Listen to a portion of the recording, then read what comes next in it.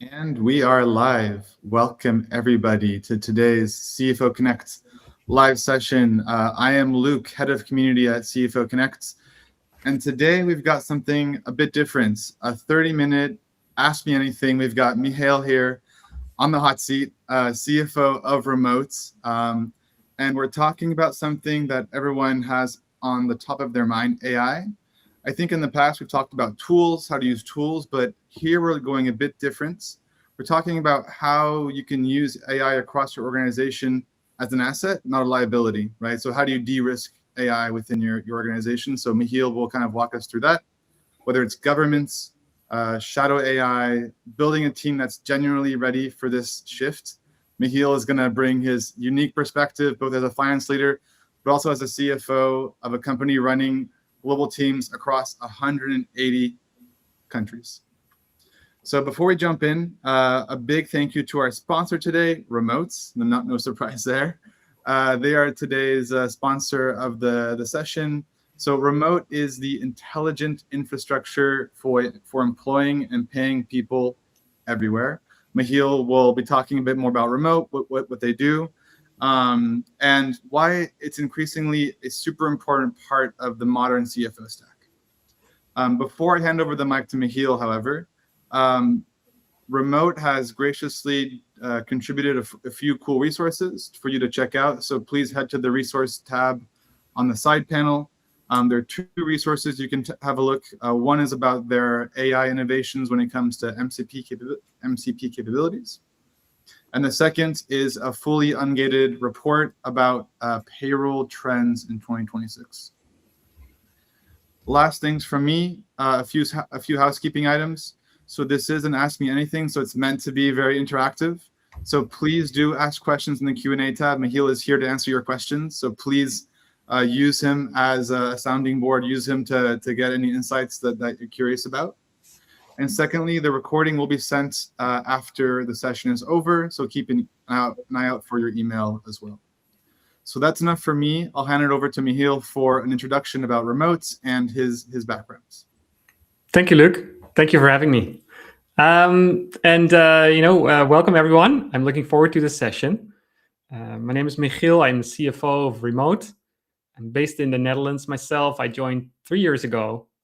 And for those of you who don't know Remote, we help our clients to hire and pay people all around the world. And we do that by essentially getting very deep into the laws and the complexities and the compliance in every single country where you may want to hire people. And you can either hire them through us. We are an employer of record, or you can manage contractors on our platform. And we also can run your payroll in all these countries. So that's what we do. It's a very interesting role from a financial complexity. It's a very interesting company because we deal with employment laws, tax codes, payroll rules all around the world, and they are different everywhere. As most of you will know, if you do business in multiple countries, even if it's just a few countries in Europe, you'll know how different these countries can be.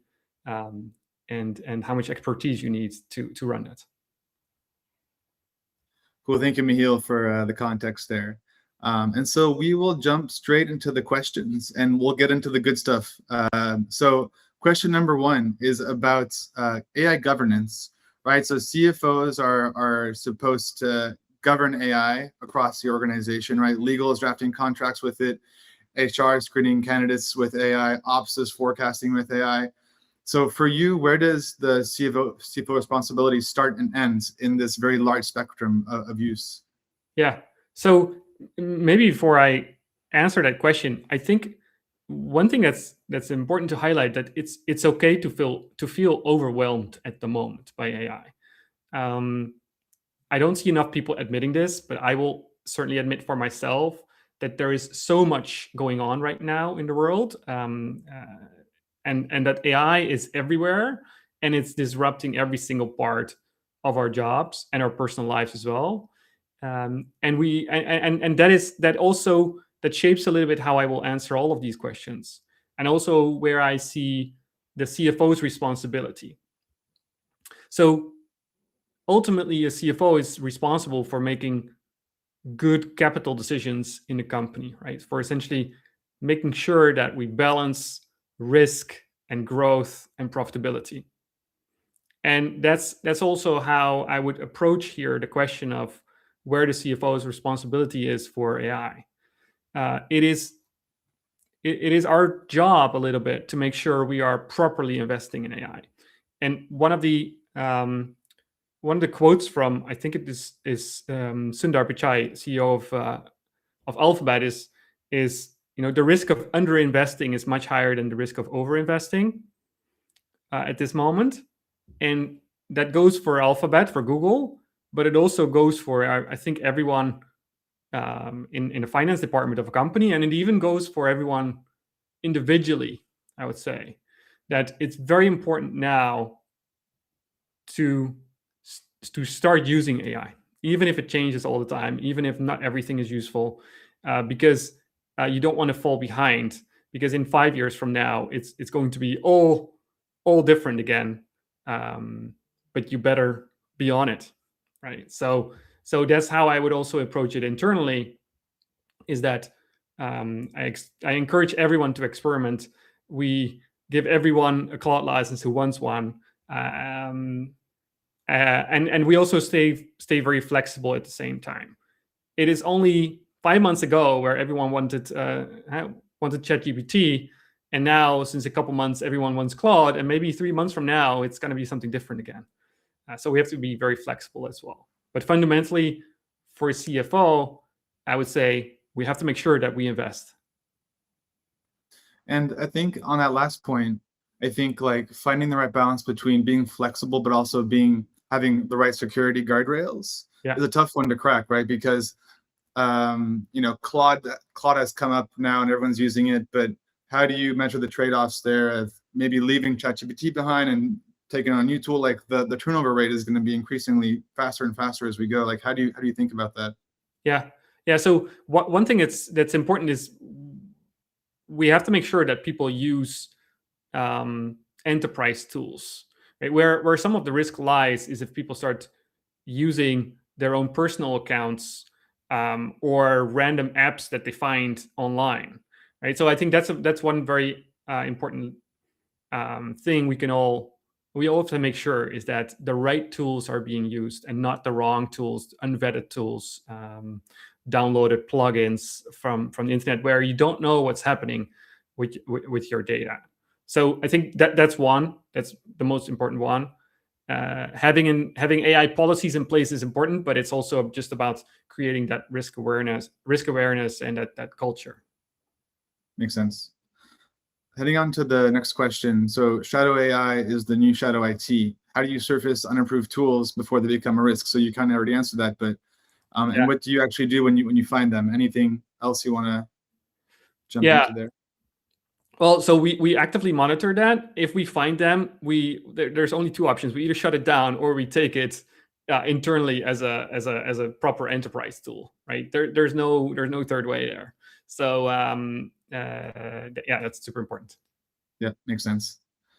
Jump into the third question. So in our State of AI in Finance report, it shows that finance teams are curious about AI, but adoption is actually still lagging quite a lot compared to other departments. How do you make AI on your team non-optional and kind of encourage people to dip their toe in without creating too much friction? Yeah. So one thing I underestimated very much in the beginning is that this is very much a cultural change as well. And so one of the ways to do this is to essentially show people what you can do and help people to do those things. So almost half of the conversations I have with the people in my team, but also the meetings that we have around the company and everything that we show to the whole company is about what cool stuff we've now done with AI. I had a couple conversations with my team today, individual team members, and we only spoke about the things that we've done that we've automated now and how cool it is and how much time we've saved by doing something automatically now instead of manually.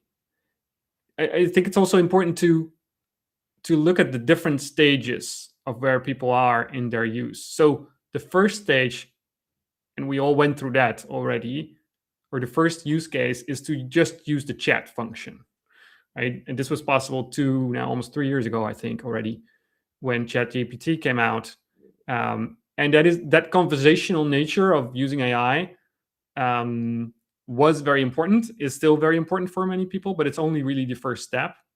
The next thing that many people started doing, and it's still happening a lot, is essentially creating dashboards and creating visualizations and tracking, essentially creating funny things or useful things, mostly dashboards. And that still happens a lot as well. Where the real value, I think, now lies, which is what most people start to experiment with now, and we see, and where we see the first real efficiency improvements, is what I would say the third step, which is workflow automation. What we see now happening is that things that used to cost someone a lot of time, we can help that person do that much faster by using AI, whether it's an agent or whether it's a ad hoc workflow, and things like, I'll give you a few examples. So cash application is one example, right? Remote, as a company, we get thousands of payments and we send thousands of invoices, and they all have to be matched. And for people outside finance, that sounds like a very easy task, but most people who are in finance here know that it actually can get very messy and very complex, and AI can help really, really good with automating that. So having an agent that does that with oversight from the team works very well. A second example of, I would say, workflow automation is that we used to manually save and document a lot of incoming information, such as bank statements, or, for example, to give you an idea, right? Those are things that you can very easily automate by having an agent scan your email all the time, and whenever there is something that comes around with a certain structure, it should do X, Y, and Z. So to take a step back, this third part of using AI, so the workflow automation, that's where I think most people are now, and that's where also the real productivity improvements start to show. Makes sense. Thank you. There's also a question actually in the chat already that I want to just jump into from Anshuman. Hope I'm saying that right. And they're asking, remote operates across over 150, 180 countries with contractors and employees on one platform. How do you maintain a single source of financial truth when the data is that fragmented and distributed across, all those locations? Yeah, so those are locations where people sit, but we work as one team. So whether we're all in the same country or same office, or all distributed in our own homes in 100 countries, doesn't really matter for us that much. We run everything in the cloud. We have no on-premise. We have no offices in principle.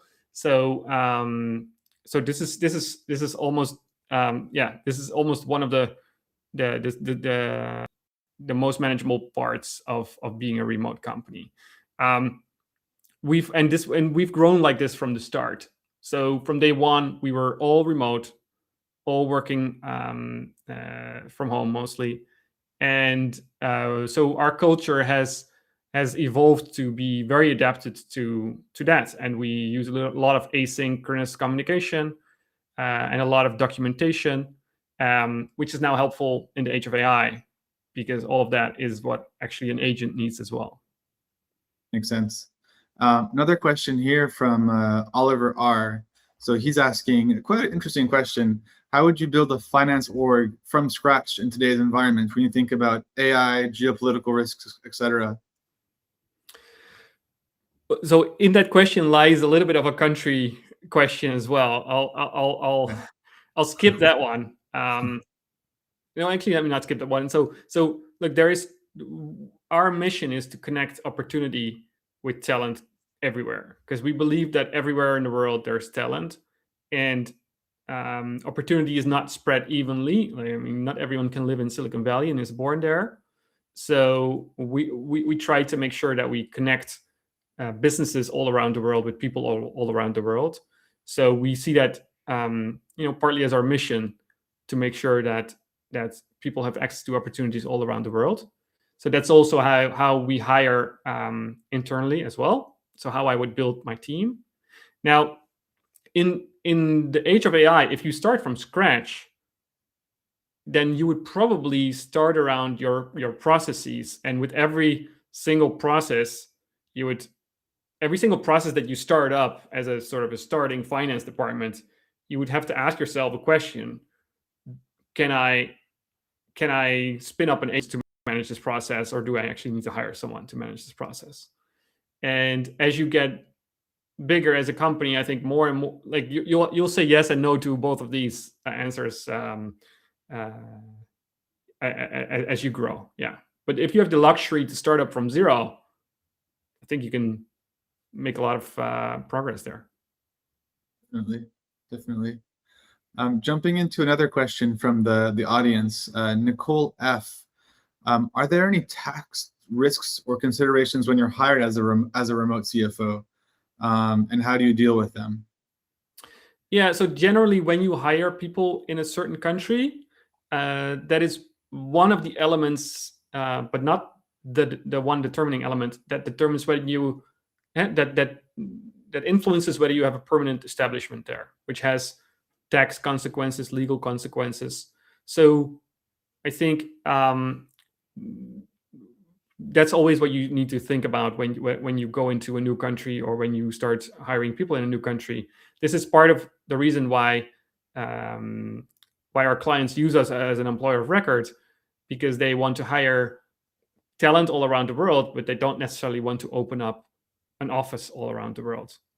So for me personally, we have entities all around the world. So we have a permanent establishment in the Netherlands, whether we like it or not. So I can be hired there. Yes. Gotcha. And kind of going more down the data privacy route, what safeguards do you recommend when using AI to work with sensitive payroll and employee information? I'm sure you guys have a lot of that on hand, right? So how do you approach that? Yeah. So for this, I think it's very important that the platforms who open up their data to models, right, through an MCP, that they really control the access and what data someone has access to, right? So Remote is opening up our platform for you to work with. So you can use Claude or any other tool to essentially directly ask questions to the Remote platform. And it is our responsibility, and we take that seriously, to make sure that when you ask a question, you have the right rights to access that information.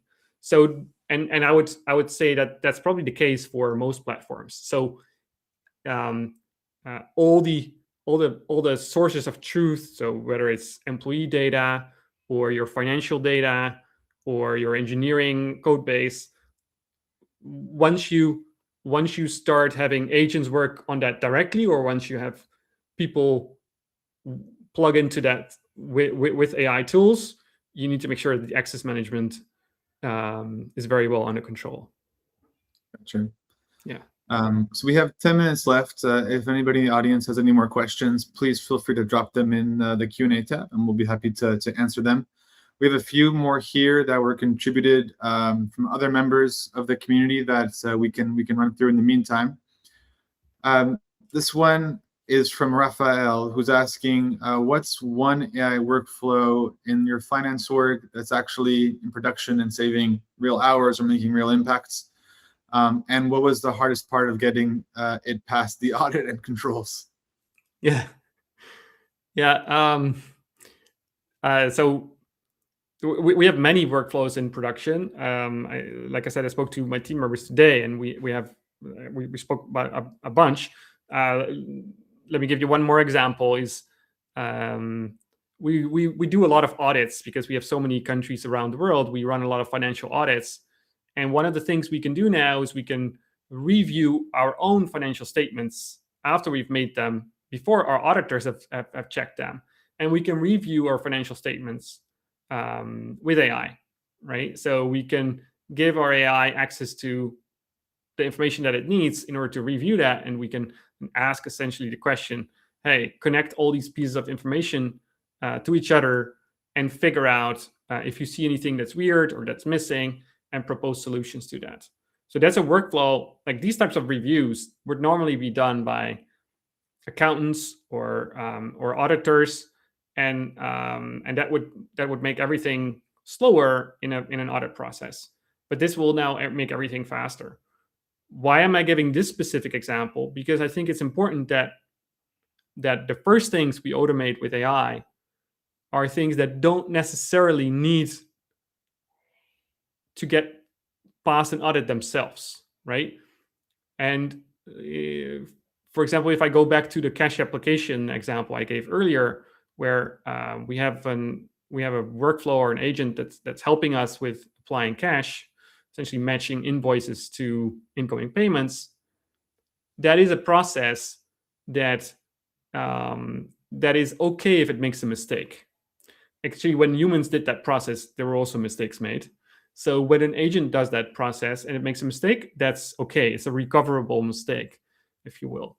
So I think my advice to you, Raphael, would be to start with automating processes and using agents and AI in places where you don't need to get it past audits, right? In other words, in places where you can have recoverable errors, where errors are recoverable if you make them. So don't immediately have AI start making entries into your general ledger without any oversight. That's not the place I would start. Definitely not. We will take a few more questions, but before we do, just wanted to put a quick poll out there, right? If you are interested in learning more about remote services, or would like to discuss with them any kind of hiring or payroll projects, you can feel free to answer the poll that was just launched in the chat. And if you want to speak more, happy to connect you with someone from the remote team to discuss any kind of payroll project that you have in mind. A few more questions. So one just came into the Q&A tab from Renaud. A bit of a technical one. So let's see. Let's test your knowledge on this one. How do CFOs handle legacy pay issues where employees in lower cost countries like Asia and Latin America are paid above local market rates due to UK-US benchmarking? Reducing pay for high performers is tricky, he says. Yes. Okay. So this is very much this is not a question about AI. I'm happy to answer it. No. So because we have a lot of experience with paying people all around the world, obviously. So reducing pay is I think never the answer. In many countries, it's actually not allowed. So that's not an answer. If you're in this situation, it is difficult to get out of this, and the only thing that will get you out of this is time. In fact, once your salary house, for lack of a better word, once your salary distribution amongst your employee base is out of whack for some reason, you're going to have to go through the painful process that will take many years of slowly adapting this by essentially giving higher or lower pay increases to people depending on where they are and what their performance is and where they are in their band. So the only really remedy for this is time and strict processes during the compensation cycle each year, each half year, depending on your company. One other thing I would say is that companies have different philosophies in terms of how much they pay to people based on where these people are. Right? Some people pay market rates to everyone around the world. Some companies do that, not many, but there are some. And most companies pay local market rates in every single country. And then there's hybrids between that.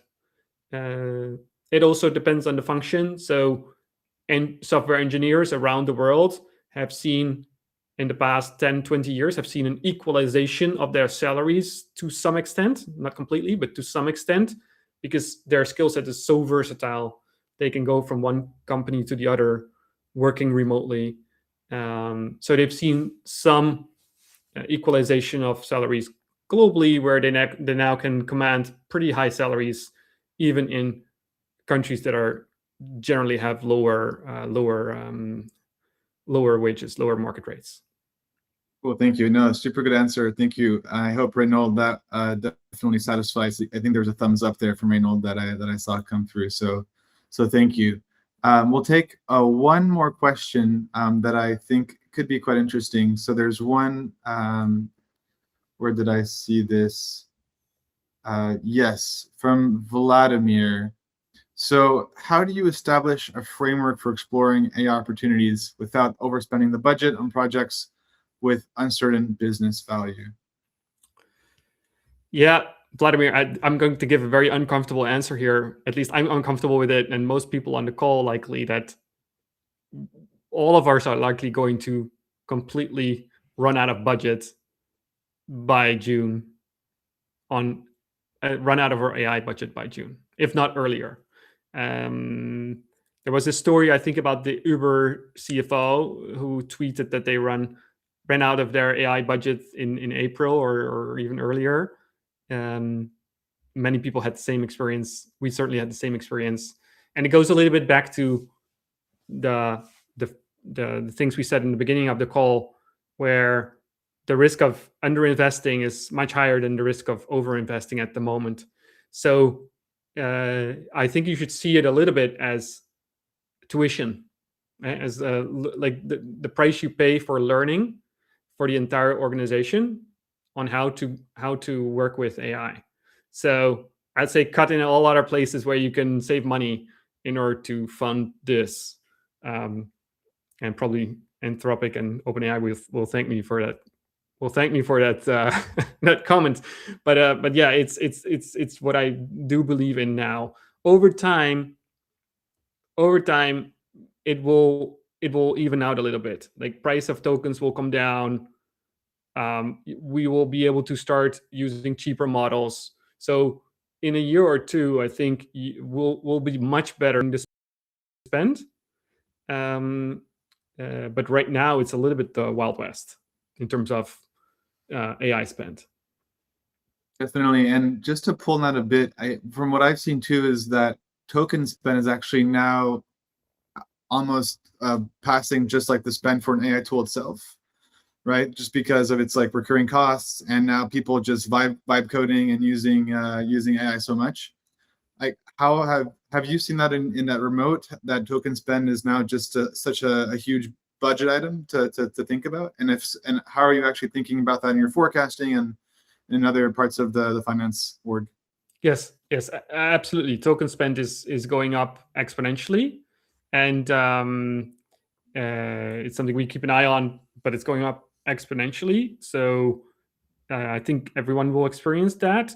One thing that I hope and expect will happen soon is that we will get better insight into where that cost is actually happening, right? So in the future, I think many people will have a counter in their ChatGPT or their Claude environment that tells them what each automation or what each chat or each workflow actually is costing. Right now, it's not the case, and the token, I don't think many people know like how much a token is. Depends on the model that you're using. So, but that insight into cost, it's inevitable that we will get more insight into that, because otherwise it won't function.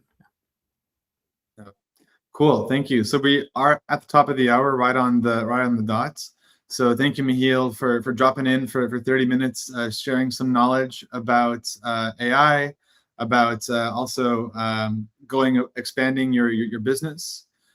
So thank you also to the audience for tuning in. Appreciate the questions, super thoughtful, very sharp questions. So thank you for that as well. Don't forget that the recording will be sent in about an hour or so via email. So check it out there. Also, Remote will be sharing an exclusive offer just for the audience members here.